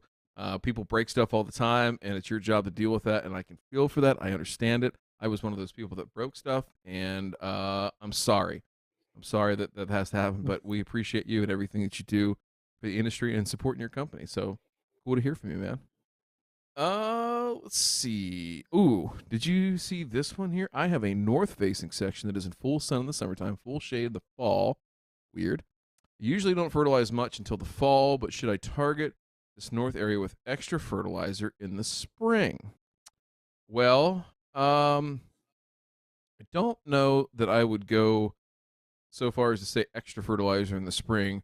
I think what you might do in this case, in RK, feel free to add your 2 cents in here. But anytime that we're in shade, right, we're in lower light conditions or low quality of light conditions, we definitely want to dial back the amount of nitrogen fertilizer that we're putting into the plant. And the reason being is that nitrogen elongates cells in the plant, and when we don't get enough light, those cells, those chloroplasts that pick up the light, kind of extend and get a little bit more space in between them, right? So in that case, right, when we start to elongate cells, it pushes them even further apart, and we sometimes get this really what we call spindly or real leggy growth, right? The leaf blades look kind of limp, right? So in that case, I would want to pull back a little bit on the fertilizer, probably all the way around, even knowing that you're in full sun in the summertime. So other things that I would be looking at doing would be, trying to plant some more shade tolerant species of grasses, right? So tall fescue in particular, maybe some of the fine fescues, but definitely trying to find some that are more shade tolerant to help you out there just a little bit. RK, anything to add on that? yeah, that's what I was going to say. I That's what I worked on when I had that north side renovation that I did. I definitely worked on finding some of the grasses that were going to do better. Specifically, I was looking at Kentucky bluegrass, but there aren't that many of those that do great in shade. So I found a couple options and have been testing that, and I've been liking my results over there. But yeah, I don't do a whole lot of fertilization in that spot anyway. Like just my spoon feeding low, program that I'm doing and everything else. So seems to be working okay for me in that section. Oh, let's see. Planning on adding a mower in front of the Ventrac. I actually do. I have a 72-inch mower deck for the Ventrac. Really? I didn't know that. Yes. Oh, that thing's So I nice. need some more Is it a grass to mow. side discharge one? Yes. That's a solid mower. You'll love that. You'll love that. Yep. Let's see what else we got. How do I get rid of moles? These things are tearing up my yard. I've tried everything. Well, I'm dealing with the same exact thing. I have been for a while, and everybody gives you a different answer. So every time I talk about this on my channel, there's always someone who says, "Yeah, try this trap. No, that one doesn't work. Yes, try this, try that." I've done pretty much everything. And sometimes the moles are there, and sometimes it seems for me that they're not. It just depends on the season. It depends on how far they're going down into the ground. A lot of people say, "Oh, you need to get rid of your grubs." Okay, well, if you've been doing grub control like I had been for years, most likely they're still feeding on a lot of earthworms, and I have plenty of those So that is kind of an issue that I can't control in that sense. So getting rid of them, I don't know. The scissor traps most of the time, or like the gopher hawk trap, seems to be what people recommend the most. I don't know if that's going to work for you or not, but I would give something like that a shot. Um, so this is a follow up from the thin and tall fescue question. Should I start over? With what to get a low mow on an outlet? This is current yard is 30 years old, so I'm open to make my yard stand out. Yeah, I mean, honestly, if that's what the route that you're looking to go, then I would probably say I would be planning for a renovation and making sure you're picking out something that you can go lower with and that you're going to be happy with, just because you can do a lot over time on trying to change a yard from whatever it is now to something that's going to be your ideal situation, but sometimes it's better, in my opinion, to just bite the bullet, get that really good seed in there, get the kind that's going to do what you want it to do. So that's what I would recommend. Oh, let's see. Am I wrong when I remember that midnight is better in shade than the other? Midnight is not typically, I don't think it's one of the better shade ones. I have Mazama in the shade area of the north part of my house, and then Bewitched is another one that does pretty well in the shade. Let's see what else. Oh, here's one. Somebody asked this other question. I don't know if it's the same person asked the same question, but how does potassium help the plant manage stress? Does a large increase in the summer really help in the dry, hot summers? Okay, so RK, you ready to go deep on this one? Okay, I think we've talked so about this one, but I want to revisit we have, again. we have, and so number one, nobody in all of the turf research that's been conducted, and granted, there's been quite a bit on this particular subject, but nobody has induced a plant response, at least a color response, in relation to K applications. Now, there are some benefits to it, and a large influx, right, in certain times of the year probably doesn't make any sort of real difference, right, in terms of the plant stress tolerance, right, unless there's a very specific type of application made. We'll talk about that real quick. But the question is, how does it regulate stress? So K, in particular, potassium, right, is responsible for opening and closing the stomata. The stomata are like windows, essentially, on the leaves of the plant that allow water through the process of transpiration, right, as a gas, leave the plant. So think of transpiration, right, as how the plant sweats. It's how it cools itself down, right?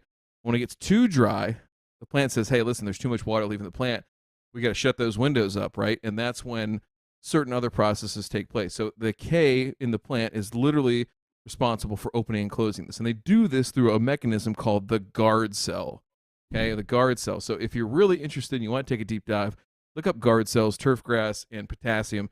You'll find a plethora of great information that you can see how they open and close. It really does look like a window. It's kind of cool, and you'll learn a lot more about the subject. Okay. Now, that being said, right, what type of applications can we do that will actually make some things like foliar applications of particularly potassium acetate is a product. It's a foliar product. You got to be very careful with it in terms of the carrier volume that you use to apply it. However, it's a great source of foliar potassium. So in those times of high stress that you maybe aren't sure if there's enough potassium getting in the plant, all that kind of stuff. And usually, turfgrass is a pretty efficient plant at pulling, particularly those type of nutrients out of the soil.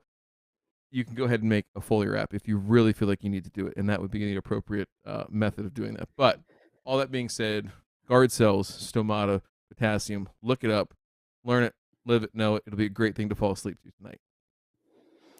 Another thing that our good friend Matt Martin has been telling me about is potassium acetate is very hard to come by right now and very, very, very expensive. So, just a little tip. Okay, let's see. What do we got here? Somebody said midnight is also extremely slow to wake up in the spring. Yes, definitely. The area that I have is very slow. The other bluegrass that I have is decently green right now. The midnight is lagging along a little bit. Um,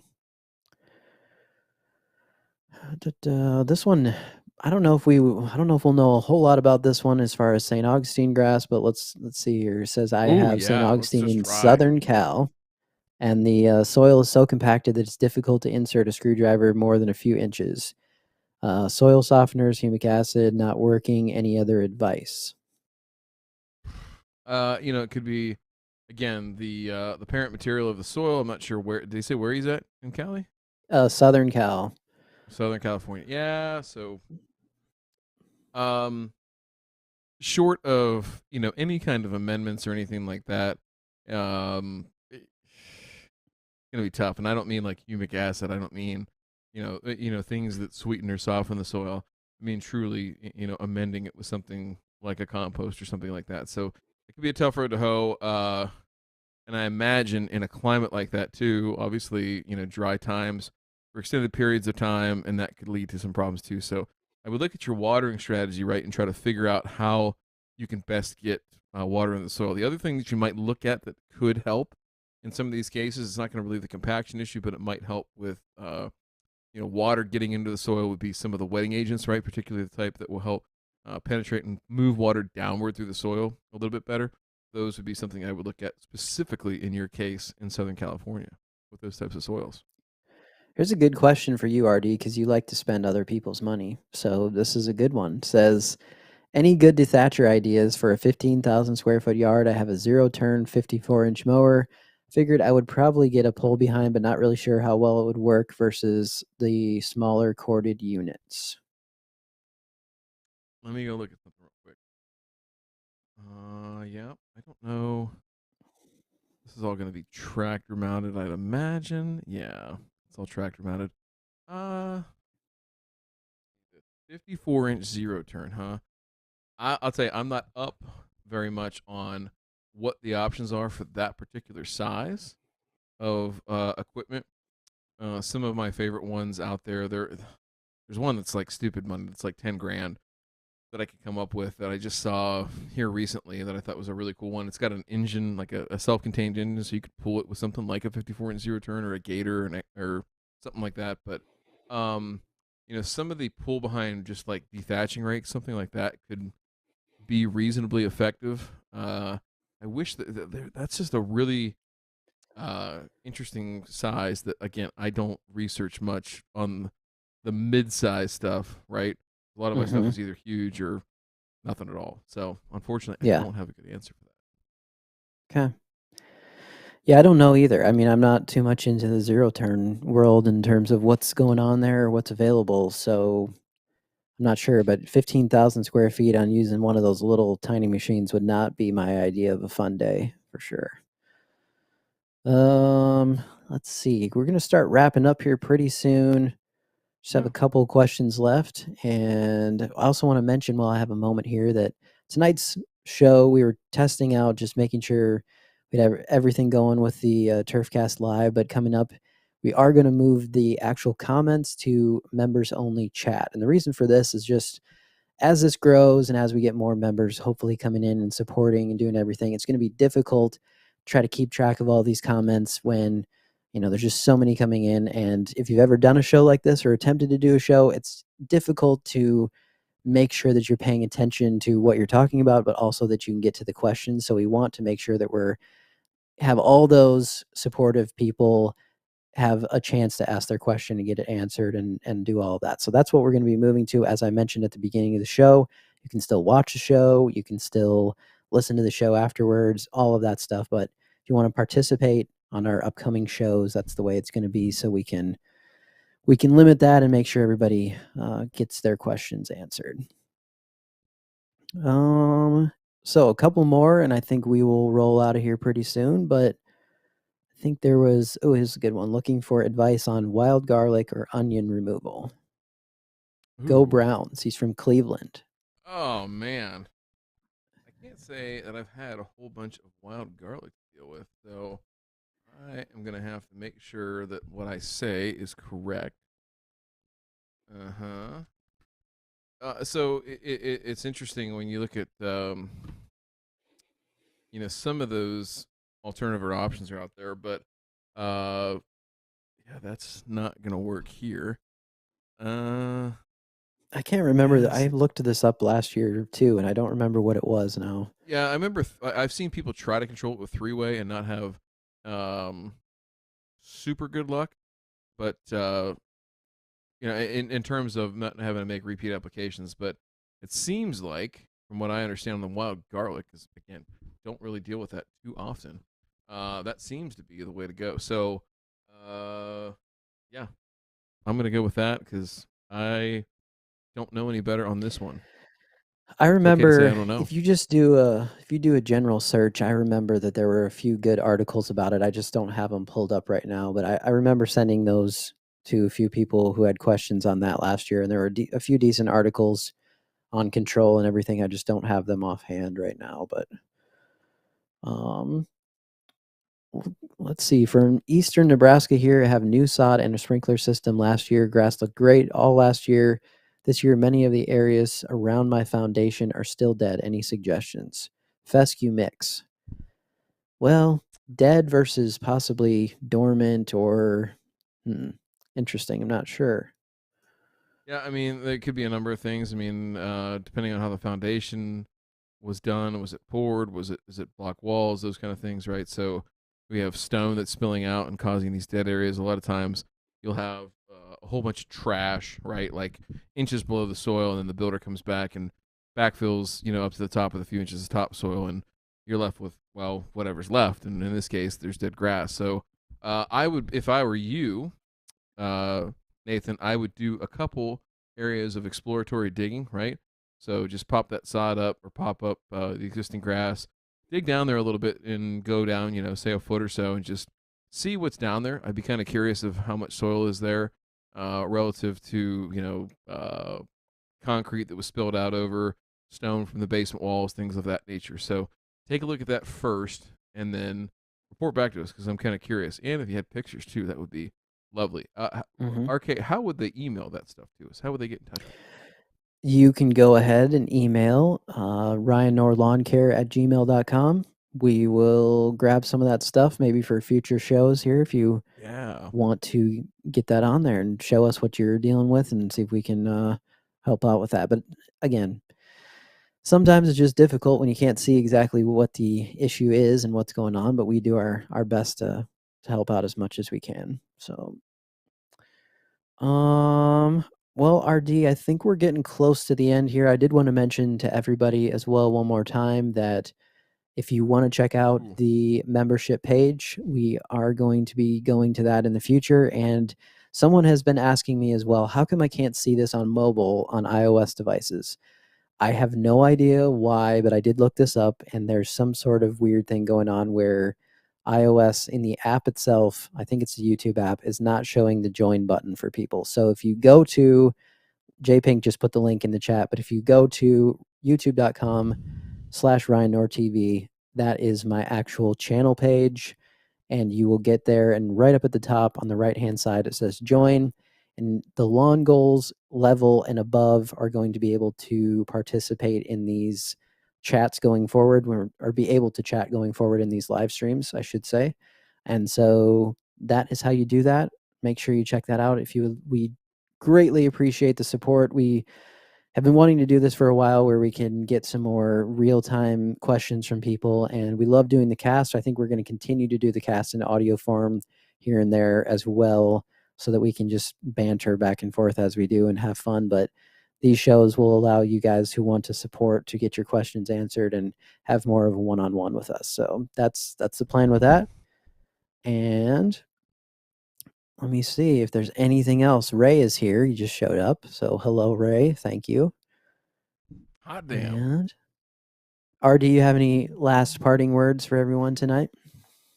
Hey, listen. There's a lot of stuff going on out there. There's a lot of again, people freaking out about weather, about weeds, about grass that's not growing or growing too much or whatever. Is listen, slow down, slow down. Hey, RK? What's the old saying? The only thing that happens fast in agriculture is crop failure, right? So take your time. Wait, plenty of time to go out there and screw up a million different things. It's going to be hot as blazes before we know it. Okay, But take this time, right, while things are slow, maybe a little bit, or it's too wet or too whatever, and learn, right? Figure out what you got going on out there. Ask questions. Hit us up on the email so we can talk about this on other shows and figure out what you're dealing with. And let's just have some fun, folks, right? We're not out there to beat ourselves up like RK does and film himself working himself into the ground. We're there to have some fun, take some time away from whatever it is you do for your living, do with your family, whatever else, and get out there on the lawn and enjoy it. So thank you so much for joining us tonight. I had a ton of fun. RK, how about you? Absolutely. Had a great time. Looking forward to more of these shows. Mr. Matt 57 just joined for our next show for the Lawn Goals level. So thank you so much, sir. Again, if you'd like to do that, we'll be back. I'm thinking these are going to be a monthly thing just with the way our schedule goes. Hopefully maybe in the future we can commit to a little more than that, but for right now I don't want to overcommit considering our schedules of everything going on. So we'll Oh say it's man, going to be a monthly thing, but RD yeah. would love to be here like every day if possible. Listen, you need me to sit down and drink beer and talk turf. I'll be here every night, twice on Sunday. Yeah. Let's do it. Well, thank you everyone that tuned in tonight and who's going to tune in afterwards. We really appreciate it. Stick around for more of this type of stuff if you want to get some questions answered, want to learn some more and dive deeper into the nerd turf world that we are in, but we enjoy it. So thank you so much, and we will see you all next time.